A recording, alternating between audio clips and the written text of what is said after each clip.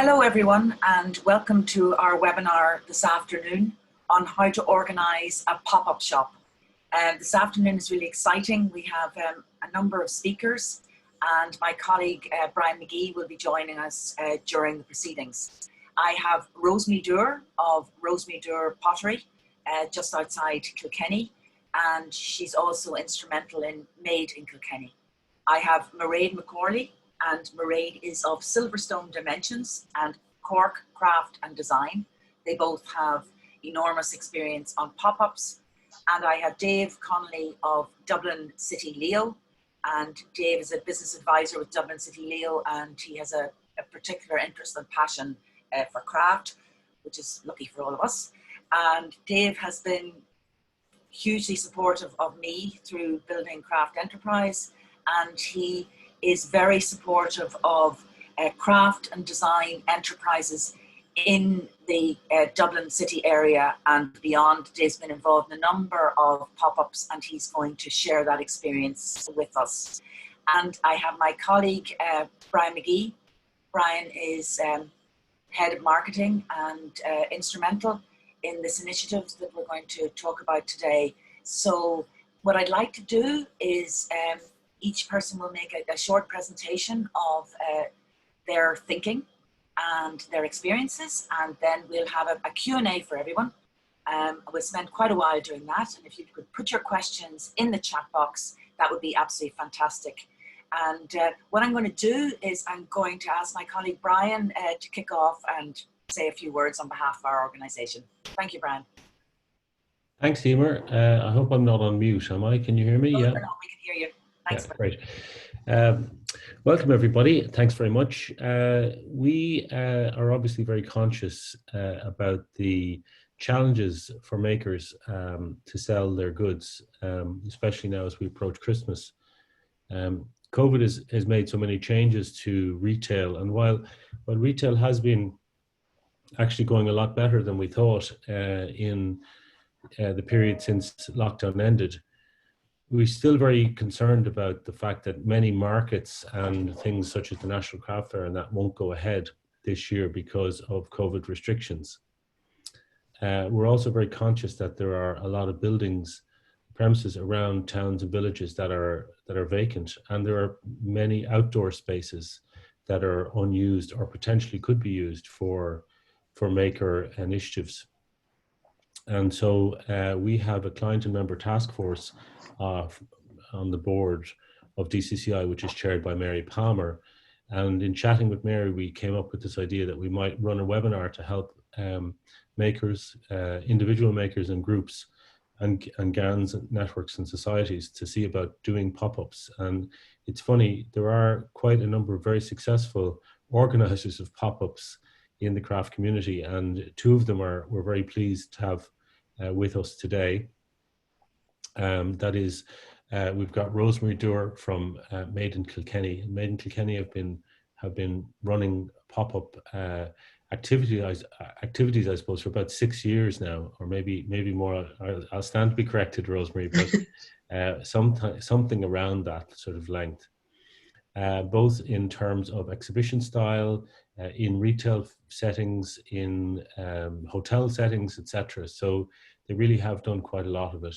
And then Mairead McCorley from Cork Craft and Design also has, well, actually they started out with pop-ups that turned into a full-blown retail shop in Douglas in Cork. And Mairead would have been instrumental in that whole process. And, I've been involved, I suppose, at different stages with Cork Craft and with Made in Kilkenny. And you observe the challenges that people come across in trying to do this. It's easy and it's not easy at the same time. And so we felt that maybe hearing it from the horse's mouth in terms of what are some of those challenges and opportunities and benefits from running pop-ups might be very useful. We also know from experience now in running webinars, and we've done over 50 webinars now, is that not only do we get the people who attend the webinar to watch and listen and ask questions, but we also get a massive number of views after the webinar is run for people who can catch up on it, on stuff they missed, or people who didn't even get to see the presentation. So we're hoping that this will be a piece of content that everybody can access this year, this Christmas, but also as we look into next year, because COVID won't be gone, unfortunately, next year for any of us. So without further ado, I'd like to pass you on to Rosemary Durr from Made in Kilkenny, who's going to talk us through how to organise a pop-up shop. Thanks, Rosemary. Thanks, Brian. Can you see my slide there? Are we okay, Emer? Okay. We're actually, Made in Kilkenny are heading into their 11th Christmas pop-up shop this year. So we're 11 years, Brian, doing them. And I suppose from the beginning, it started out as a Christmas pop-up shop, and then we introduced a Kilkenny Arts Festival pop-up shop connected with the Arts Festival exhibition. So there's probably been about 18 pop-up shops I've been involved in setting up in that time, in the last 11 years. So this is not necessarily the only way to do it. This is just what works for us and what has worked in the past. And the main thing would be each year was securing a space, and that really depended on what was available at the time.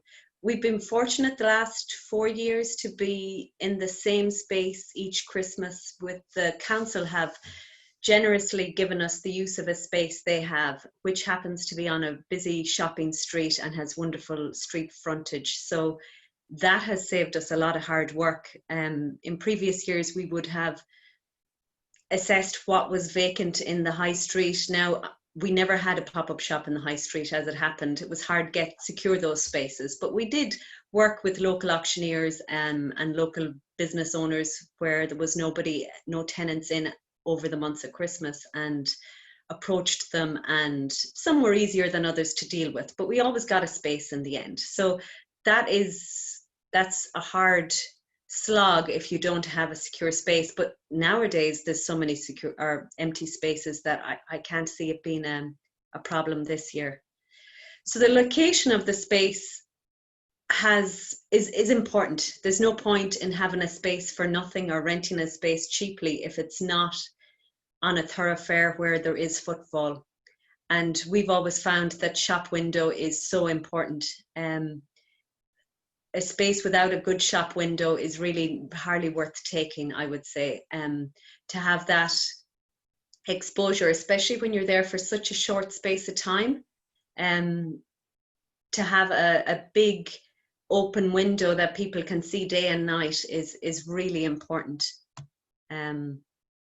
And then because we're a group already, there's about 25 of us in the group, but usually only 12 to 16 take part in the pop-up shops, because it doesn't suit every craft, and they mightn't have product that would be good for that kind of retail. And so how we do it is we divide up jobs. So we're used to working with each other and we know each other's strengths. So someone takes on organising different areas of it. Insurance is a big one. Because most of us have our own insurance already, whether that be our own retail spaces or doing markets or classes, we would be part of the insurance scheme that the Design Craft Council run with Porrick Smith. So because we all have our individual insurance, Porrick Smith then covers us for a month's insurance, which works out quite well. I think it's around €200 for the month that we pay as a collective, as long as everyone in the group has their own insurance with them. So that works well. Finance is a big thing. The credit card machine, I mean, it's absolutely essential. I don't think you could run a pop-up, especially this year, without a credit card machine. And I know there's all kinds of options now, but we use Bank of Ireland because that's who our account is with. And we pay for a machine all year long, but we only use it about 4 to 5 weeks of the year. And a till, we invested in a till the first year, and that everyone has their own keys on the till. So when a sale is made for each individual, it goes in under their name, and that's essential as well for doing the finances afterwards. Then someone else is in charge of displays. We usually divide the shop up So each person has their own area, and then there are areas like window, depending on the space in the shop, but we have plinths where we do displays of everyone's work together, and it gives it more of a shop feel and creates a nice atmosphere. Packaging is also important, especially for the Christmas pop-up shop. It's quite, you'd be amazed at how much packaging you go through. So that's someone else's job. And then a rota of manning the shop. We normally would open for the month of December, and we'd be open 7 days a week, and then it's up to us to divide the time up evenly so that there's somebody there all the time, and then at weekends and busy times we'd have 2 people usually. So set up the shop, depending on the size, is divided up. Usually everyone gets a metre square, and obviously some product takes up more space than others, but there would be areas in the shop that we can give over to maybe wall hangings and stuff. But as a rule, everyone has a metre and they know the shelving. They're in charge of their own shelving. They supply their own shelving, and we've been doing it so long that we can. It's never really much of a bother, and a lot of us have invested over the years in just simple IKEA shelving, but now it's mostly similar, so it does have a good consistency to it. IKEA is great because you can affordably invest in shelving without it being a big outlay.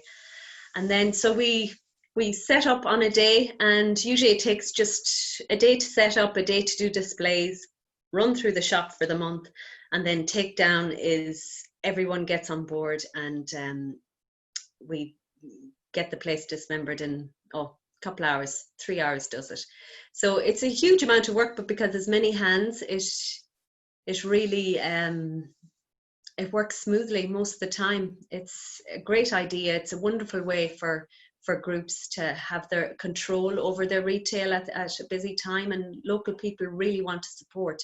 We get wonderful support from local people, and the fact that everything in there is made in Kilkenny, it really makes it easy for people to spend local. So that's pretty much it. Rosemary, that was excellent. Can you hear me okay? I can hear you, yeah. Okay.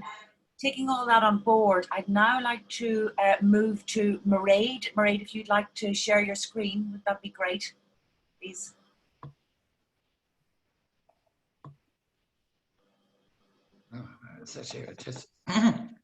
Okay. Very good, very good. Okay. I will try not to repeat all the great things that Rosemary said. I've been involved with Cork Craft and Design since the very beginning. We've been doing Cork Craft Month. We just finished our 11th year. We, during that time, have done pop-ups, which has turned into, as we said now, a permanent shop. But even with a permanent shop in Douglas, we've also done pop-ups throughout other.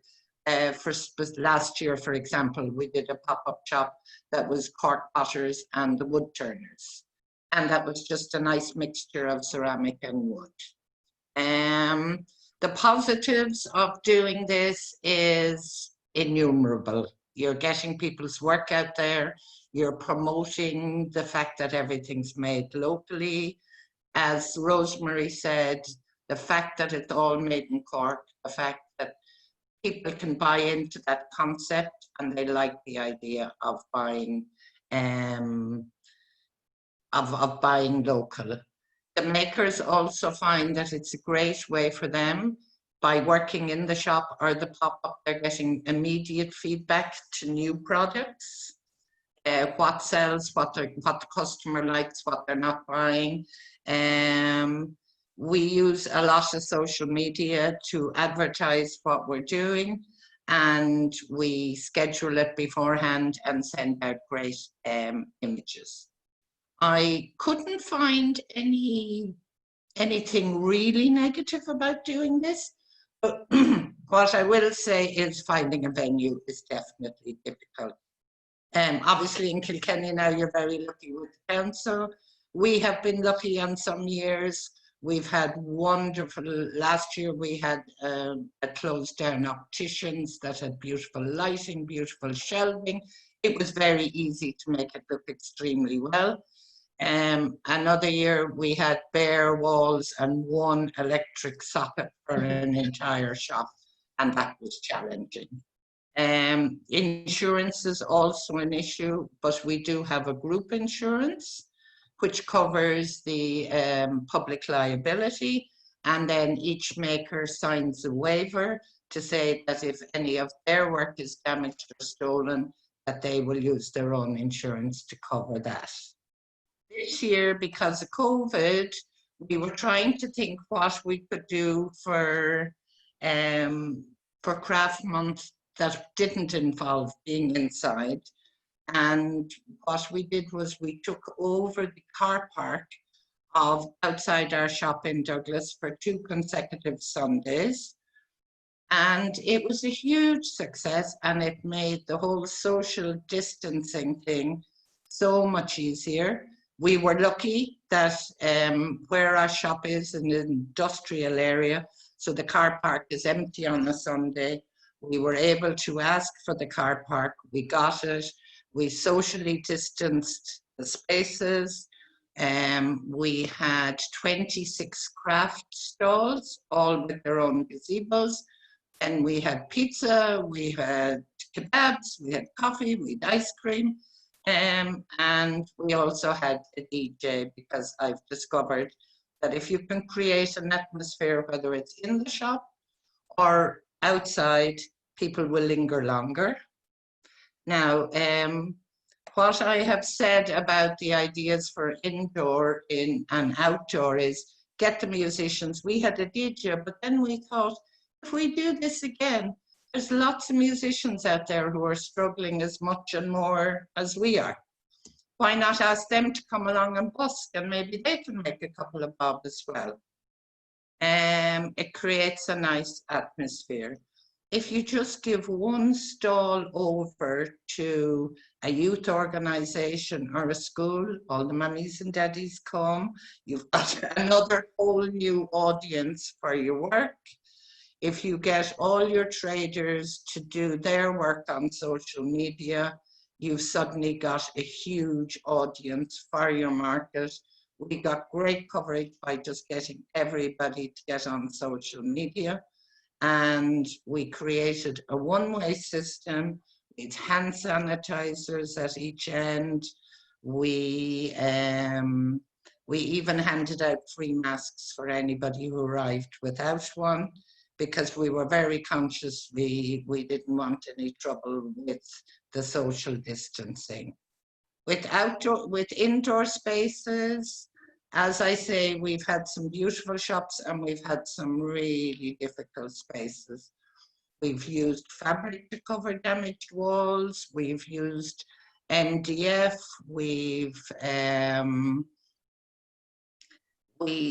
Initially, now, like made in Kilkenny, we more or less have a stock of display cabinets, shelving, plinths. But when we started off first and we didn't have that many things, we actually went to secondhand shops and they let us rent tables, big, huge round tables that you can put in the middle of a shop, put everybody's work on it. It displays the work beautifully, but it also creates that one-way kind of system, which is necessary now with COVID, that you can kind of channel people around. Making sure that there's enough light. That is definitely an issue if you're working out of an older shop. And it is a challenge at times to light up a shop well. If you have a maker who does lamps, then they're doing really well because you just put their work all over the shop. Otherwise, you just need to bring in as much lighting as you possibly can. I think that's about it. I mean, there's lots of these are just a few pictures from our outdoor market. There's a picture there of a shop we did up at Cork Airport last summer. The second picture, the first picture and the second picture down are from the wood and ceramics exhibition we did last year. Every space is different, but you just have to be kind of creative about it and come up with ways to make it work for you. That's about it. That's really lovely and very upbeat. It's great. Those are very optimistic and happy images, which is great. And really, you've given great food for thought.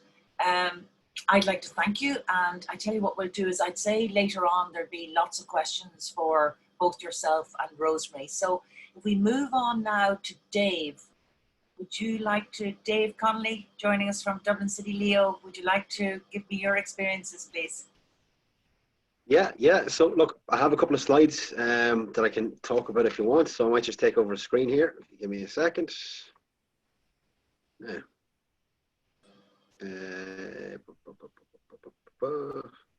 If I could just interject quickly here, Mairead, just as a comment, let you know that Dan Taylor has come in, and he was saying that Mairead's presentation was really wonderful, and I must thank Dan because he's been very, very supportive and has given me a lot of insights along the way. And this topic came up at a webinar about 2 or 3 weeks ago. So thank you for that, Dan. The rest of the comments that are actually directly related to logistical questions we will come to afterwards.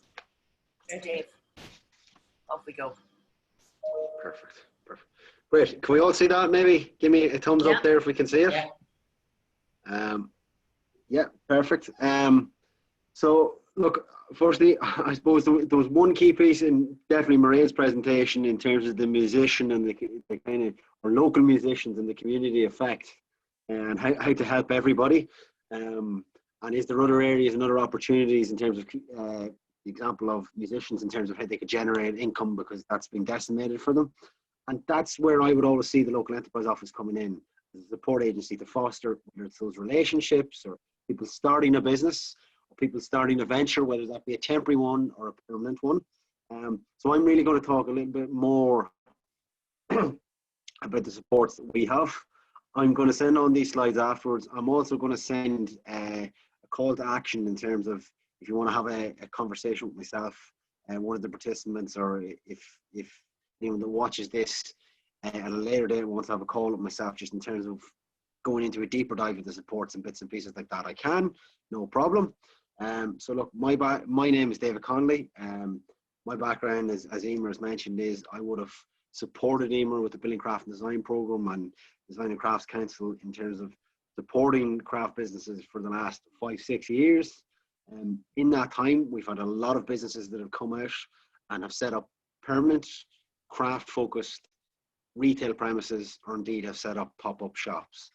So I really just wanted to talk about how our supports could be shoehorned into anybody that is prospectively looking to set something like that up. Okay. So look, the reason why we're around, and I think it's an important point. You are small and medium-sized enterprises, craft businesses cater for that and fall into that section, and that's the reason why the local enterprise office is here. So you should be engaging with your local business advisor, development advisor in a local authority. There's 31 of us throughout the country. We're focused on prospective entrepreneurs or prospective ideas. Okay, so I've seen from some of the questions that there's people asking questions around logistics and how they're working in terms of disinfectant and one-way systems. They're all prospective issues and problems that you have, and they're all problems that you should be engaging with, whether it's in Donegal or all the way down to West Cork. You should be engaging with your local enterprise office to see if there is some support and funding, and even indeed training that's out there to help you on that journey. And I would include pop-up shops in that as a vital element of it. We're all attached to each local authority. So there's 31 county councils or city councils throughout the country. There's 31 enterprise offices for that. I just want to, and it's something I always talk about in terms of companies that we supported. So there can be a perception out there that, look, you guys are not for me, or I'm not for you in terms of eligibility or criteria, or I had a bad experience, or I spoke to somebody and made an off-the-cuff remark that the local enterprise office ain't for me. I would say it is. I would say that we would leave the door open for clients as opposed to close it on them. And this slide kind of gives an example of that. So we've everything from food manufacturers to craft businesses to cosmetics, clothing businesses to breweries to highly tech focused products. Okay, so from that, what I'd be suggesting is there's a general sense of businesses there. Okay, and all of these would have availed of supports. So we're quite strong in supporting general businesses, and we consider ourselves as generalists. Okay, so that's why I'm going to talk about some of the supports that we have. I'm putting them out there as they're available for everybody, but I think you can adapt them in such a way that they'll help you and get your craft business or get your pop-up shop or pop-up entity or short-term let up and running. Okay, or some support or share the burden in that. Okay, so how do we support companies? There's two ways. Okay, so the first piece is financial support. So look, there's certainly going to be a capital outlay, and that could be paying the rent. It could be talking to, I know we had examples of shops that were empty, and Rosemary mentioned some shops that were empty, and they approached them, and there was a positive response there, and that was set up. That's great. And we would have a lot of facilities out there, whether it be microfinance loans, whether it be employment loans for you to go into the business full time, or whether it be website development loans. Or website development grants rather. Ray talked about the fact of they schedule a lot of their social media and told people, hey, we're in the community, we're open these days, and why don't you come along and join us? Well, there is funding available for that. And there is funding available for getting you out there electronically or on the website and encouraging people to come along. One of the questions that was asked, it was kind of a logistics based question in terms of how do people manage the time of people attending. Okay, well, what I would say there is there's an opportunity to avail of a website development grant that could organise for bookings for people to attend. It could organise for doing contact tracing as well. And that's all stuff that's heavily subsidised by ourselves with little outlay from yourselves, and indeed massive amount of benefit when availing of these grants. Okay. The next piece then, and the second kind of stream of funding that we have is T&D, or training and development, which is soft support pieces, okay? So from the very simple thing of, you've got the keys of the pop-up shop and you're, how do I deal with the outlay of this? Or Mairead gave the example of one premises with one pop-up entity with one plug. I'd like to know the bartering negotiation that went on around that. I can imagine it was a fraud conversation, or there was plenty of raised voices, I'd say, to put it diplomatically. But even simple things like that, okay? Delegating that work out to a third party and an individual party, i.e. a mentor or some sort of support personnel from the local enterprise office. Avail of it. It's there. It's free. This is a positive news story if you're to open a pop-up shop. The example of the story that Mairead told about, that they're going again this year, and that the car park, I would have loved to have been in the car park with the DJ. It sounds like it sounds like it was a great event, but those are things that we're very keen to support. And like, there is a personal element to it. As a support agency like the local enterprise office, we're very keen to support people that are getting out there and doing things, and people that are looking to, whether it be moving from completely online business to a pop-up shop for a number of weeks or a number of months, or even for a season or in the lead up to Christmas. It's something we're very anxious to support. We have a number of mentors that are out there to do this as well. There's mentors that will engage in retail training and kind of customer satisfaction training courses. There's mentors out there that will engage in kind of very simple things like pricing, and is your pricing on the online competing against your pricing on the pop-up shop? So there's all of those practical elements that are out there. And I'd be encouraging you to engage with your business advisor and to be attending training courses in your relevant local enterprise office to deal with this. Last thing I'm going to leave you on, and it's back to my point of, I don't think that's available for me, or I don't think that support is there for me. There's over 170 different government support agencies. Now, that's 170 pre-COVID, okay? Now, I would envisage that increasing, and has increased indeed, since then. You can go on to supportingsmes.gov.ie. You can be asked 8 simple questions and can find out other agencies that are available to support you for growing the business and for setting up and establishing a pop-up entity. Okay, so there's always something to be out there, and there's always different agencies that you should be engaging with and looking for support from. That's me. I'm going to encourage all of you to engage in our newsletter and follow newsletters and e-zines and constantly challenge us looking for supports. But that's me, and I'm going to hand it back to Emer now.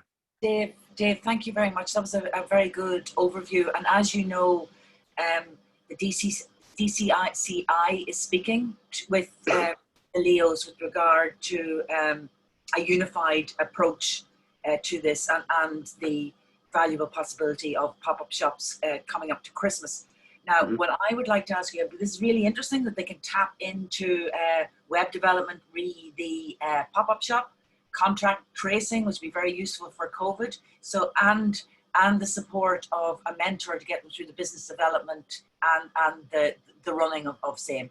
So what I would like to, and I hope I'm not challenging you too much on this, in something like this, and I know that you've specifically dealt with groups and pop-up shops in the past, if a group's coming to you, what would you like? Do you want a 2-page proposal with finances, just bullet points, aims, objectives, outcomes, and the finances, or what do you want? I mean, would you? Yeah, look, I'll give you my own personal one on that. Okay, so look, our offices are based in Woodkey. Woodkey is the next block up from Temple Bar. As you can imagine, there is a number of pop-up businesses that have popped up in Temple Bar over the last number of years. We've engaged with them, the vast majority of them. I'm very pleased to say that some of them have taken on permanent retail premises, so permanent businesses promoting Irish craft, which is great to see, our Irish craft manufacturers and producers. I would always address something like this as we're not trying to protect supporting an organisation like this. So I've left my mobile number there. I think it's best to have a conversation to shape what we would actually need from you. And that would align to what your hopes, goals and aspirations are over the next while. Yes, I would need to see the likes of financial outlay, but we can support you getting that done. So it's really to see what stage you're at and what support you need to get to the next level. And we will match both of those for you, okay? So I'm giving that a kind of a, I'm not deflecting from the answer. What I'm trying to say is it's probably best to have a conversation as opposed to sending an email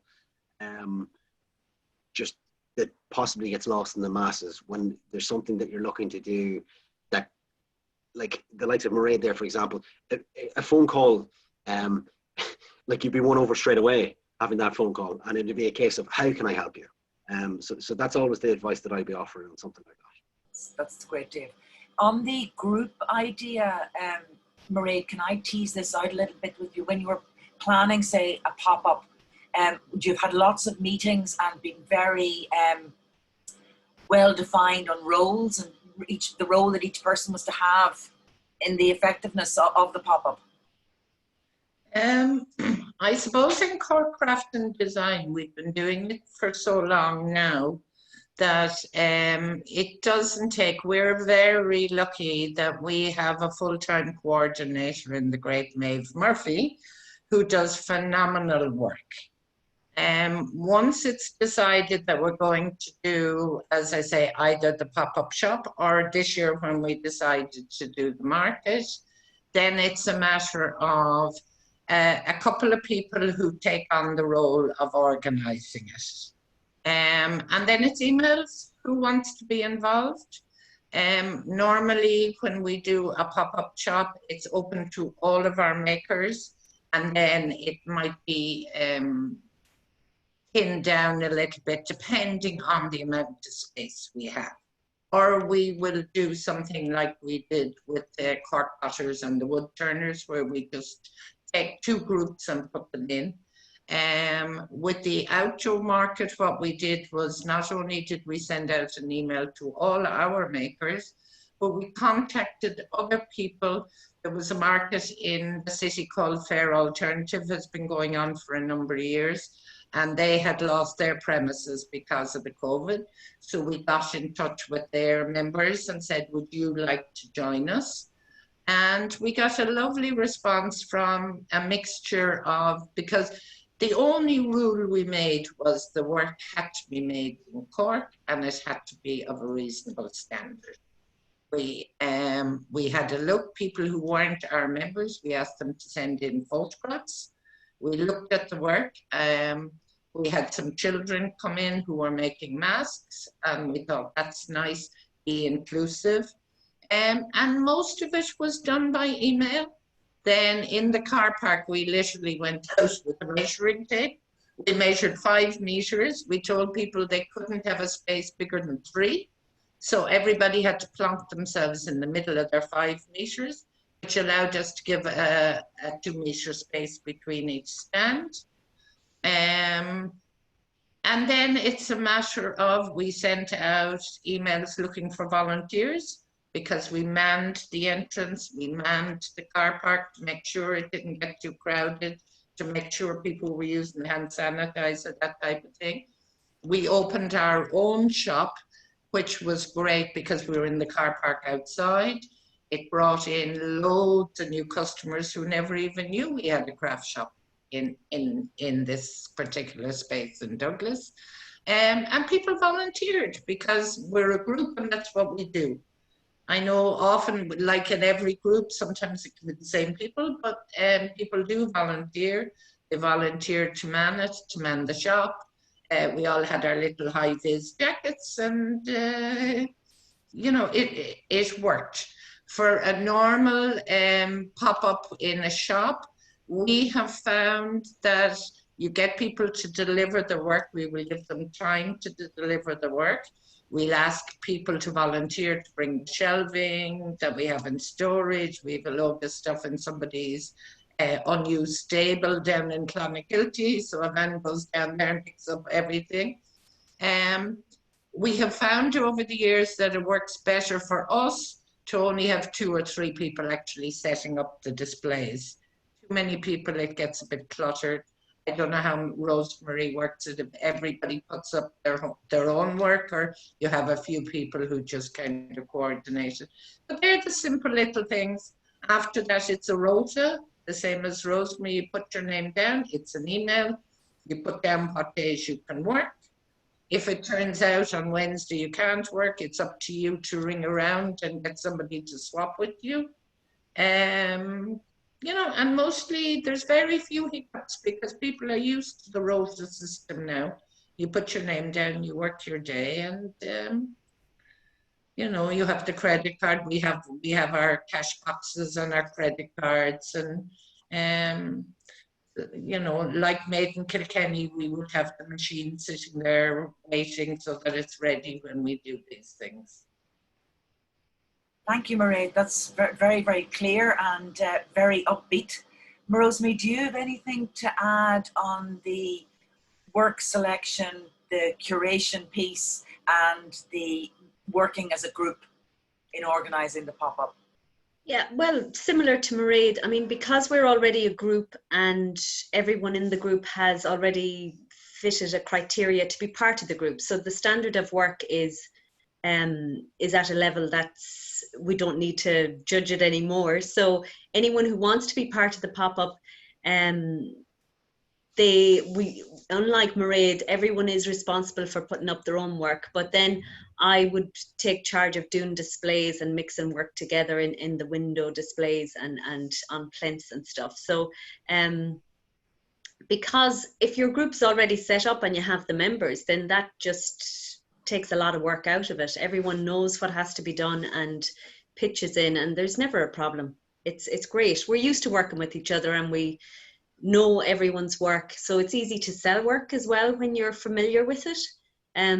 When you have a new member in the group that mightn't have done it before, it's important to give them a little bit of training and exposure to all the work, and because you do need a certain level of knowledge to sell other people's work, but that comes with time, and a bit of training is necessary for new people. Yeah, that's great. That really is great. I mean, it does take a certain amount of knowledge to sell someone else's work in an informed way. So that's really useful.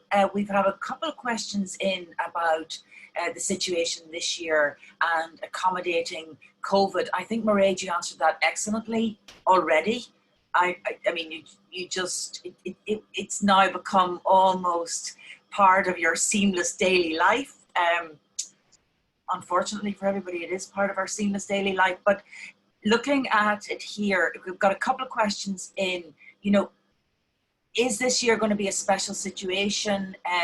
Do we need to think about it, or do you think it's in our thinking anyway with your 5 meter story? Do you think that COVID's going to be a difficulty, or will we just subsume it? Well, again, I suppose we're lucky here in Cork because we have a permanent shop as well. And we spent a lot of time, now I wasn't involved in it, but other members of the group spent a lot of time in the summer trying to figure out how we could reopen and how many people we could fit in the shop. Obviously, we put the perspex up around the counter area. We have created a one-way system where we have a lot of shelving in the center of the shop, and we have it marked with arrows. We've the social distancing signs. At the moment, we're saying 4 people in the shop at a time. I know I've seen that some days somebody will bring, 2 people that come in, there's 3 already there. But as long as people are not too close together, you can be sensible about it too. We all wear masks in the shop when we're working. Maybe take them off when you're behind the perspex, but the minute you go out to take something out of a jewellery cabinet or to engage helping to find a piece for somebody, you have to have your mask on. We have the sanitizers at both ends of the shop. In the outdoor space, it was definitely easier to control that. I also asked every stall holder who was setting up their stall to have sanitizer on the stall. But what I also asked them to do was to put their work on a table or something so that there was a distance between them and the customer. There was a couple of people who were starting to set up a kind of walk-in stall. And I came by and I said, no, sorry. I think it's safer and better if you move everything out the front, and that way there is that table distance between you and your customer. That's great. That's really solid advice and really useful. We have a question in about insurance. And do you need anything in addition to public liability insurance? Question. Rosemary. Well, your own, it really does depend. Over the years, we've had different things with different landlords, but pretty much most of the time, we need a separate policy. It's not enough to have individual insurance. You actually need the group insured as a whole to go into the premises. Like, we have to show evidence of the shop we're going into being insured for the amount of time we're going into it for. And that's where the Porrick Smith comes in good. Most of our members have insurance with Porrick Smith, so they're happy to give us a policy for 1 month for a premises. But we do need the majority of the group to have insurance with them already, if that makes sense to you. Yes. So it's insuring the group as a whole. It's not enough to have your own individual insurance in our cases, but spaces can vary, but that's usually the way. Okay, that's really good to know. We have a specific question in about what rents would be for a month now. I think that's going to vary from region to region, and I definitely think that the best thing to do is, local landlords, the empty spaces that you've seen, touch base, please, with your local enterprise office, because it's signed cross council. We've been speaking with them. We're in partnership with them on a lot of really exciting initiatives, and they're very, very supportive. Dave's been here today, and he's getting lovely compliments. I mean, someone was saying that a mentorship with the Leo was the best thing that this person ever did on the road to their business. And Dave has been very generous. He's been very generous with his time. So Dave, you're probably going to find yourself helping with the business planning for business plans that are going to be submitted to the other 30 Leos. So you may have late nights, and I apologize in advance for that. Dave has just put up a website that could be of use to everyone for short-time commercial lets. I think that we've got food for thought here. There's a lot of elements. I think that Rosemary and Mairead were very optimistic, and I'm going to maybe put them on a little spot because I don't want to pray too much, but they've been really, really generous with both their time and their experience here today. But I would ask the following. Could each of you, and I hope one doesn't steal from the other, pick out 2 really positive things about a pop-up, and over the 11 years, Rosemary, 2 things that were an issue, that might have been a recurring issue or a pitfall that people need to watch out for? Well, I suppose I'll start with the positives. Just because we've been doing it for so long, people now locally expect a pop-up shop at Christmas. So in advance of it, they'll be like, where's the pop-up shop this year? So people are actively, you know, thinking about where they're going to do their shopping. And I think this year that'll be more than ever. And some people come in and do all their Christmas shopping in our shop because there's price ranges for everything. And you know, it's not all high-end craft. There's all kinds of price ranges. So it really gives, you know, there's no excuse for not shopping local, really. And it also builds up our relationship with the community, exposes us to people to craft that may not normally, it mightn't even be on their radar to buy local or buy craft. So we've made that very easy for people. So that's a great positive. Pitfalls, geez. I tell you, the bit that you really have to get right is, for us anyway, the treasure. And it can get very complicated when you have 16 different makers selling their work. And if you need somebody who's really on top of that, to be on top of the figures every day, and so that at the end of the month, everyone is you know, getting the correct sales, because it's impossible to with smaller work to keep tabs on that individually. So to have a good treasurer is worth its weight. It wouldn't work without that. So they put in much more work than anyone else, and that will be vital, and someone everyone trusts. Good. That's a good insight. Mairead, would you like to add? I don't actually have a whole, you know, I really see very few negatives to it. To me, it's all positive.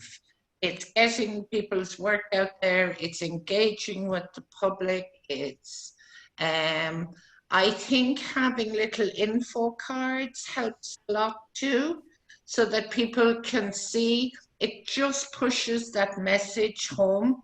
We're here, we're made in Cork, and everything here is made in Cork. It doesn't matter where you're from, people have that pride of place, and they like the fact that they can buy something that's made local, whether they're buying it for the next door neighbour or they're sending it to Australia for Christmas. There's that whole sense of, I want to buy something local. And negatives, again, I know sometimes when you've a really, really busy day in the shop and you've pages, the sale sheets, and the figures don't add up, and you're trying to count the pennies and count the credit card receipts, and you think, oh, Jeannie God. But mostly we get there. There have been a couple of days where, but it's funny, people sit down, you talk to them, what did you sell? But, you know, and then you say, I remember selling a lampshade and it's not here on the list, or whatever it might be. We do seem to manage quite well with that, with a little few hiccups here and there. I don't see any negatives to it. I really don't. Can I say one small thing about the insurance? Yes. What we used for the outdoor market this year, our own makers were covered for, our own members rather were covered for it, but people who weren't members of Cork Craft and Design got in touch with the crowd called MAST, who cover outdoor markets. I don't know what people paid for it, but I asked around who covers outdoor. I was told and asked, and anybody who emailed me looking to get into the outdoor market, this was I told them to contact them, and they all seemed to manage to get their insurance sorted. That's good. That's just really in case people are doing outdoor market. It's slightly different than doing the shops. Okay, that's really encouraging. I'm just going to go back to our chat box here. If someone's thinking about opening an open working studio space pop-up, working studio at one end and a gallery space to sell their work at the other, will this work? Do I pay rates? And what is reasonable rent if a shop is privately owned? Now, I suppose the rent would be where, would depend on where you are. Rosemary, would you like to pick up on either of the two earlier parts of that question? Yeah, I mean, our own, myself and my husband have a studio space that is 1/3 studio and 2/3 shop. And that works really well because you can work away, and if there's people in, that's great. But a lot of the time, this time of year, you might go the day with only seeing a couple of people in. So it works really well. Rates, yes, if you're working from a space, you need to pay rates, unless you have a very nice council. If they know about you, they'll want rates. It's a great way of doing it. It's what most makers do, I think.